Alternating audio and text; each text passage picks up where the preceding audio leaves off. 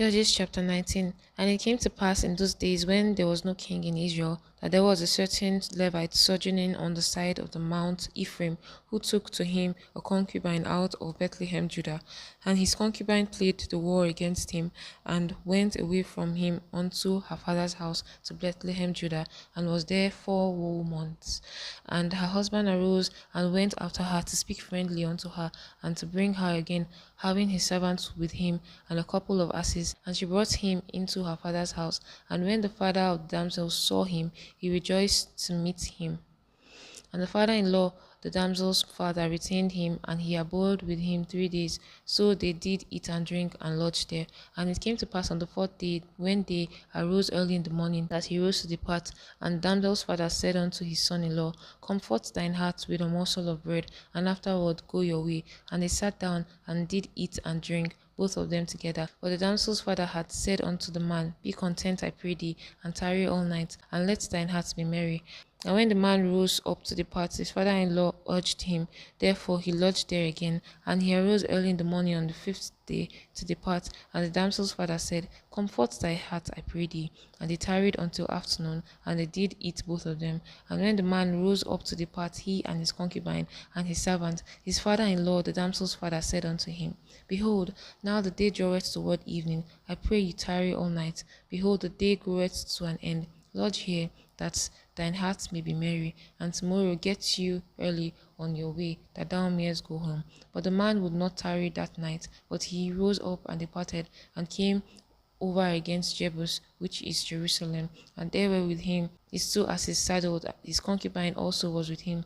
And when they were by Jebus, the day was fast spent, and the servant said unto his master, Come, I pray thee, and let us turn in into the city of the Jebusites, and lodge in it.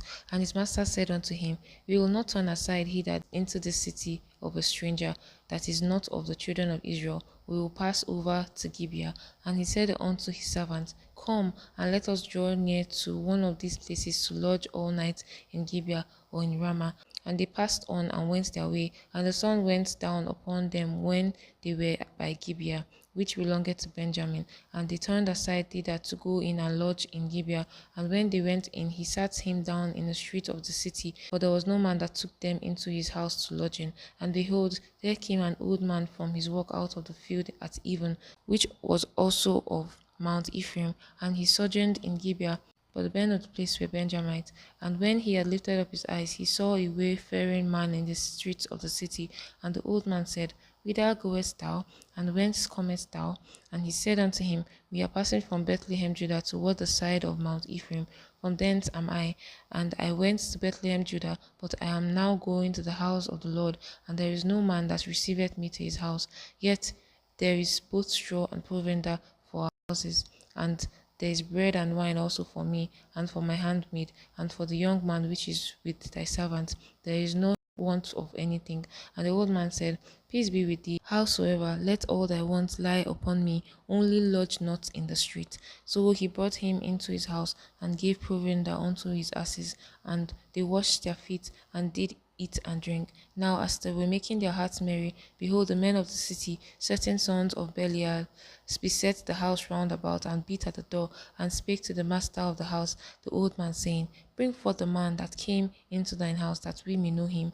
And the man, the master of the house, went out unto them, and said unto them, Nay, my brethren, nay, I pray you, do not so wickedly, seeing that this man is come into my house. Do not this fully. Behold, here is my daughter, a maiden, and his concubine. Them I will bring out now, and humble ye them, and do with them what seemeth good unto you.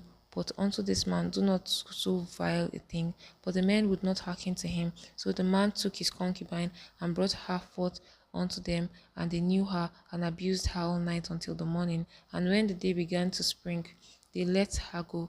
Then came the woman in the dawning of the day, and fell at the door of the man's house where her lord was till it was light. And her lord rose up in the morning, and opened the doors of the house, and went out to go his way. And behold, the woman his concubine was falling down at the door of the house, and her hands were upon the threshold.